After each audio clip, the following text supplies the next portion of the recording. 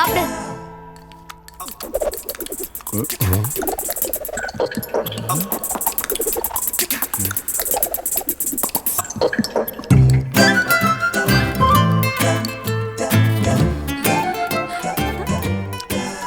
வேணுமா?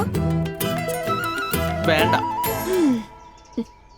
வயசு வந்து ஒரு பொண்ணு பிடிச்சவனோட வீட்டை விட்டு போறதுங்கிறது கிறிஸ்துவோட காலத்திலேயே இருந்திருக்கு.